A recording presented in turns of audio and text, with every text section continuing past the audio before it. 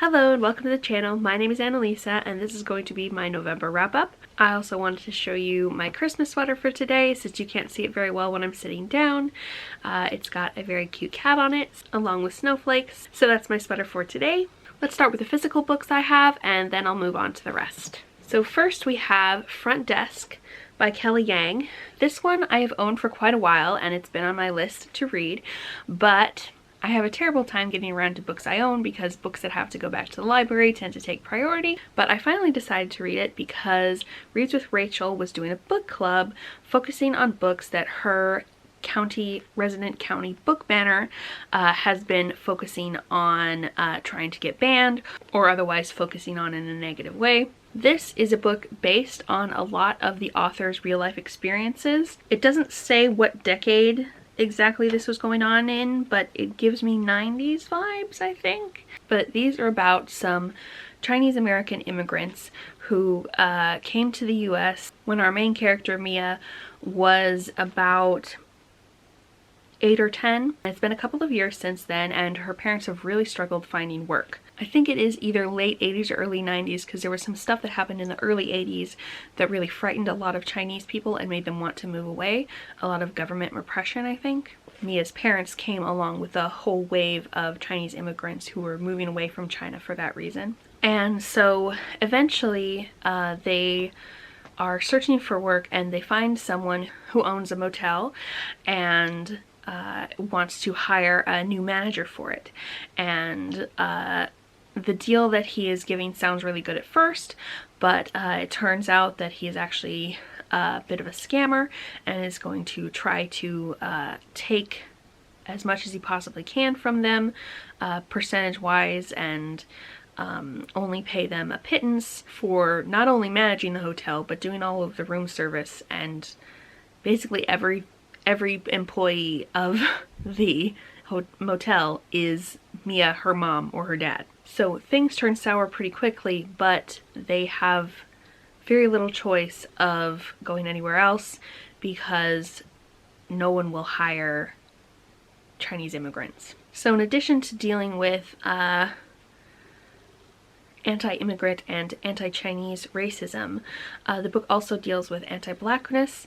There are some black people who stay at the hotel and they are discriminated against both by the motel owner and also by the police. Mia and a new friend she meets also talk about how they are both in a situation where they're on a sort of roller coaster where they have to keep constantly striving to stay ahead of their bills and make enough money to survive, and then and they try to save up a little bit of money to buy something or to try to make things a little easier and have some security, and then an emergency will happen and all of that will be wiped away, and how they both want to get off this roller coaster. This is a lot about working class solidarity too, and how poor people are all in it together, at least they should be, and I really enjoyed that, and the ending made me cry. It was so sweet and wonderful,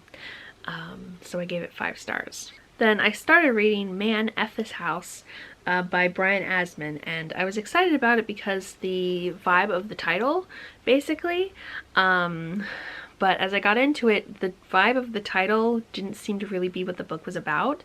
Like, it's not even mostly about a haunted house, it's mostly about evil people who move into the house. It totally wasn't what I thought it was going to be, and it really wasn't as humorous as the title indicates either. When I was about halfway through, I went looking for reviews online, and what I found is that a lot of the reviews agreed with me that they picked it up for the title and then the book was not what the title indicated. It was a bit of a bait and switch and not what people who picked it up were interested in. So someone might enjoy this, but not people who picked it up because of the title. Then a couple of books that I wanted to mention that I included in my vlogs, my Utah vlogs that were at the end of October and beginning of November. One is Rise of the Jumbies, which is the sequel to Just the Jumbies by Tracy Baptiste. And this one is less horror, more fantasy, and I really enjoyed it. There's mermaids, and I really liked that aspect. And I gave it 5 stars. And then Not Quite a Ghost is about a girl who has a chronic illness, and it is a retelling of The Yellow Wallpaper, and there's a horror aspect of something going on with the wallpaper, and then there's also the aspect of her not being believed by doctors about her chronic illness, and I thought it was really well done, and I gave this one 5 stars as well. But I do talk about them a little bit more depth in those vlogs if you'd like to check them out. Then some more of these books I read physically, but they had to go back to the library. The next 3. So Blackwater by Jeanette Arroyo and Ren Graham, who apparently wrote every other chapter, which kind of explains why I was a bit disjointed. And I heard this one recommended, I think, on a list of books that had gay representation, graphic novels that had that, and it also has disability representation. But when I went to see the reviews, when I was formulating my own review, I saw that a lot of disabled people, especially wheelchair users, really did not like how the wheelchair users were represented in this, especially because of how much ableism and violence was used against them, and then how a disabled person was then ableist to another disabled person. That was added for drama and really was not believable, as someone who has an illness like the first character has would never do what they did to another person who had an illness. And then them being forgiven for doing that was also a bit ridiculous. So I didn't notice that as much when I was reading it, but upon reflection it made sense that that was harmful representation.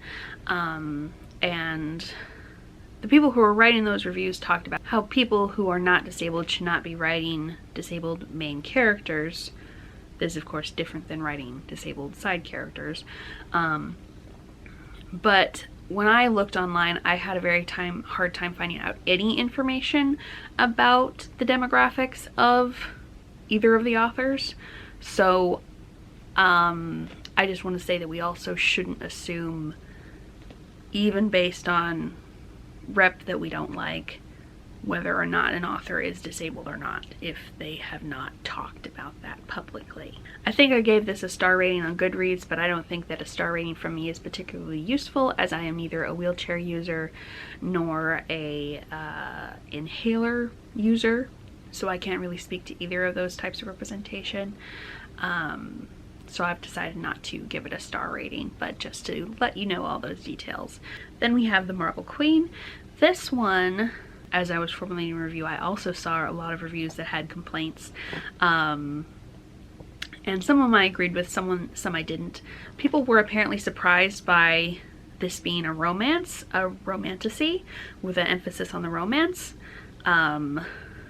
based on the cover and the description, whereas I felt the cover and the description communicated that pretty well, that it was going to be a romance. That didn't bother me because that's what I wanted it to be. I did agree with some of the reviews that said the plot could have been more developed. It was kind of rushed and not totally fleshed out, and a couple of the side characters were very samey in their characterization and would have been better if they had been fleshed out as well. But as far as the romance goes, I really enjoyed it, and the fantasy aspects were fun. It is an arranged marriage between 2 women, and they're just very cute together, and arranged marriage is one of my favorite tropes, so I really enjoyed that. So ultimately I gave it 4.5 stars. Then Eat Your Heart Out by Kelly DeVos. This one I saw on a list of recommended books with plus size representation.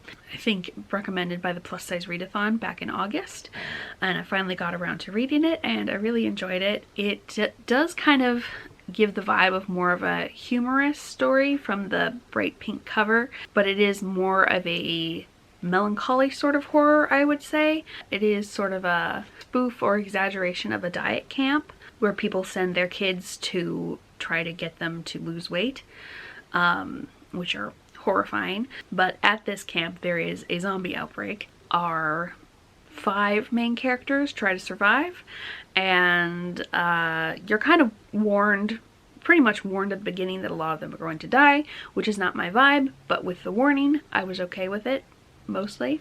So I appreciated that at the beginning. Yeah, I think it had a lot of good commentary on fat phobia, as well as being an entertaining horror. 4.5 stars. Then, a middle grade book, Solimar, The Sword of the Monarchs, by Pam Munoz Ryan. This one I read on audiobook. It was pretty short, and it is about a girl, a princess, who goes to see the monarch butterflies as they enter their magical forest, and gets some magic put on her cloak, makes her able to kind of predict the future a little bit, the near future. Meanwhile, her kingdom is dealing with pressure from another king, I think, who is trying to buy the land that their magical forest is on, and they know that he's not going to take good care of it and protect the magical butterflies. So they are resisting this, and that becomes part of the story as well. And it was a fun adventure. I highly recommend it if you like middle grade fantasy adventures. I would say this is low fantasy, as it's more like one magical thing that is affecting a mostly non-magical world, and I really enjoyed it. 5 stars. Then I read a poetry collection called Super Sad Black Girl by Diamond Sharp, and I got this one on Haymarket Books sale that was a few weeks ago, where all of their ebooks were $2. It's a lot about death and suicidality and the way black girls are treated. So if you are interested in poetry that is very metaphorical and about those subjects, I would recommend. 4 stars. So that's what I read in November. I'd love to know how your November has gone, and if you're celebrating any holidays in December, let me know about those. My family celebrates Christmas, and it is one of my favorite times of year. I try to enjoy all the seasons for whatever is great about them, like the flowers in the spring and the fall leaves and the summer growing season for my garden and things like that. But I think my favorite holiday type seasons are Christmas and Halloween, so I'm having a great time. I am a little stressed because of some things that are going on, but hopefully that will be done by next week. I have something on December 7th, but hopefully once that's done, I will be able to calm down a bit. Thank you so much for watching, and I will see you in the next video. Bye!